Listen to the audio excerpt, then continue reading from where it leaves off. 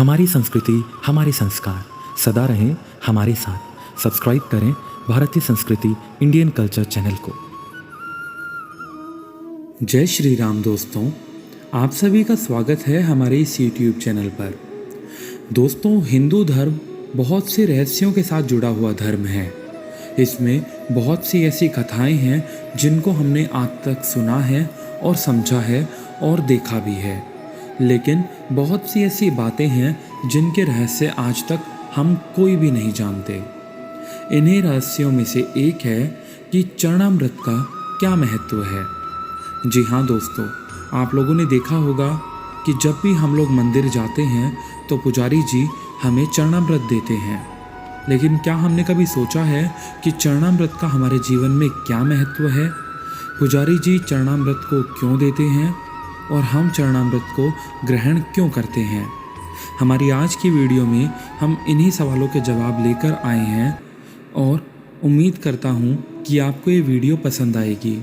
दोस्तों, अगर आपको ये वीडियो सच में पसंद आए तो इसे लाइक, अपने दोस्तों के साथ शेयर और चैनल को सब्सक्राइब करना, साथ ही बेल आइकन को प्रेस करना बिल्कुल भी मत भूलिएगा। साथ ही कमेंट सेक्शन में ज़रूर बताइएगा कि आप कितनी बार मंदिर जाते हैं और चरणामृत ग्रहण करते हैं। क्या आपने कभी किसी पुजारी जी से इसका अर्थ पूछा है कि चरणामृत को ग्रहण करने से क्या होता है? तो चलिए दोस्तों, आज इस इंटरेस्टिंग टॉपिक की शुरुआत करते हैं और जानते हैं कि चरणामृत ग्रहण करने का क्या महत्व होता है। तो दोस्तों, अक्सर जब हम मंदिर जाते हैं तो पंडित जी हमें भगवान का चरणामृत देते हैं। क्या कभी हमने ये जानने की कोशिश की कि चरणामृत का क्या महत्व है? दोस्तों, शास्त्रों में कहा गया है कि भगवान विष्णु के चरण का अमृत रूपी जल समस्त पाप व्याधियों का शमन करने वाला है तथा औषधि के समान है। जो चरणामृत पीता है उसका पुनर्जन्म नहीं होता। जी हाँ दोस्तों, अकॉर्डिंग टू हिंदू माइथोलॉजी, जो भी चरणामृत को ग्रहण करता है उसका पुनर्जन्म यानी पुनर्जन्म नहीं होता है। जल जब तक जल ही रहता है जब तक भगवान के चरणों से नहीं लगता। जैसे ही भगवान के चरणों से लगा तो अमृत रूप हो गया और चरणामृत बन गया। जी हाँ दोस्तों, अगर चरणामृत को तोड़कर यानी कि चरणामृत शब्द को अगर तोड़कर ध्यान से पढ़ा जाए तो इसका संधि विच्छेद करने पर प्राप्त होगा चरण और अमृत, यानी कि वो जल जो भगवान के चरणों से लगने के बाद अमृत के रूप में बदल जाता है। इसे ही चरणामृत कहा जाता है। दोस्तों, इसके पीछे एक और घटना भी मानी जाती है।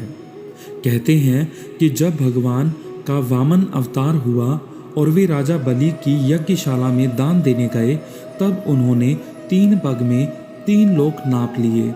जब उन्होंने पहले पग में नीचे के लोक नाप लिए और दूसरे पग में लोक नापने लगे, तो जैसे ही ब्रह्मलोक में उनका चरण गया तो ब्रह्मा जी ने अपने कमंडलू में से जल लेकर भगवान के चरण धोए और फिर चरणामृत को वापस अपने कमंडलू में रख लिया। वह चरणामृत गंगा जी बन गई, जो आज भी सारी दुनिया के पापों को धोती है। ये शक्ति उनके पास कहाँ से आई? ये शक्ति है भगवान के चरणों की, जिस पर ब्रह्मा जी ने साधारण जल चढ़ाया था, पर चरणों का स्पर्श होते ही बन गई गंगा मैया।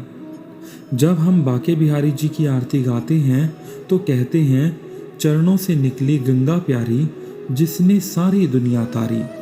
जी हाँ दोस्तों, आपने भी बाके बिहारी जी की आरती गाई होगी और उस आरती के बीच में ये चीज़ कही भी जाती है कि चरणों से निकली गंगा प्यारी, जिसने सारी दुनिया तारी।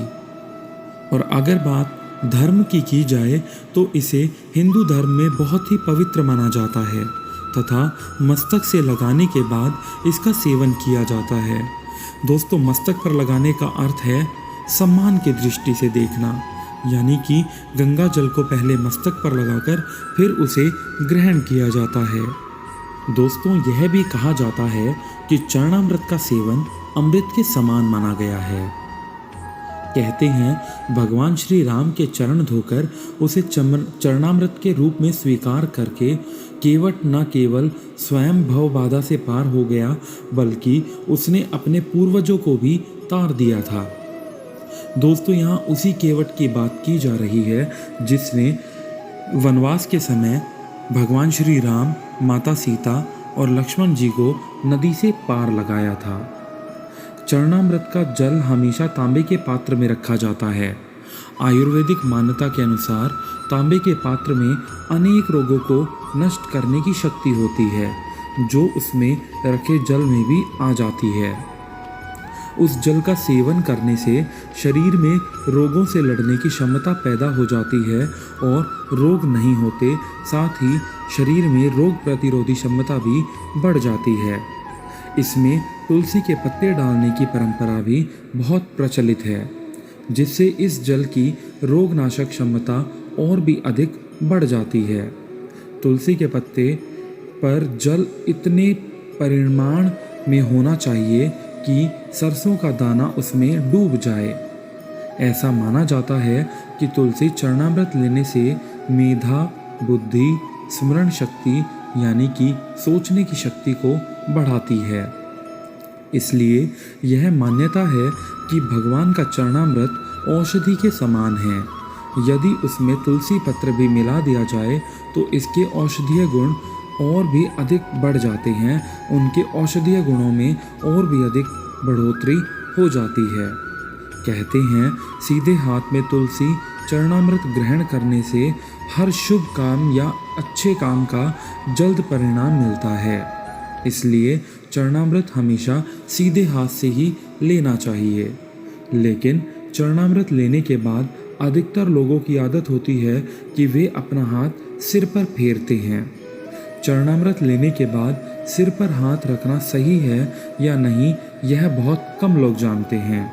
दरअसल शास्त्रों के अनुसार चरणामृत लेकर सिर पर हाथ रखना अच्छा नहीं माना जाता है। कहते हैं इससे विचारों में सकारात्मकता नहीं बल्कि नकारात्मकता यानी कि पॉजिटिविटी ना आकर नेगेटिविटी बढ़ती जाती है। इसलिए चरणामृत लेकर कभी भी सिर पर हाथ नहीं रखना चाहिए।